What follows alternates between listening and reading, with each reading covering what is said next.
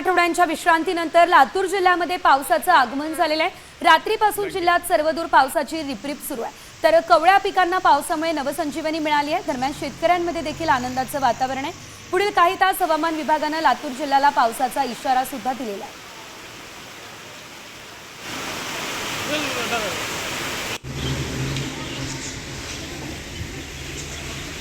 तर थेट शेतीच्या बांधावरून याचा आढावा आमचे प्रतिनिधी संदीप भोसलेंनी घेतला, बघूया।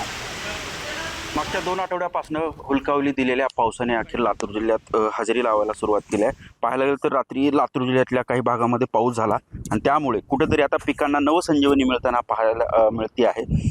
पहिल्यांदाच यंदा सुरुवातीला मान्सूनपूर्व पावसाने जोरदार हजेरी लावली, त्यामुळे शेतकऱ्यांमध्ये वेळेवर पेरणी होतील अशा अपेक्षा होत्या। तशा पेरण्या देखील झाल्या। तुषार सिंचन होतं ते तसंच उभं आहे। सिंचनानं पाणी या पिकांना द्यावं लागत होतं, मात्र कुठेतरी रात्रीपासून पाऊस होतोय आणि शेतकऱ्यांमध्ये आनंदाचं वातावरण आहे।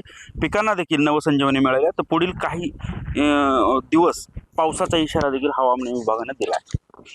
संदीप भोसले, साम टीव्ही न्यूज, लातूर।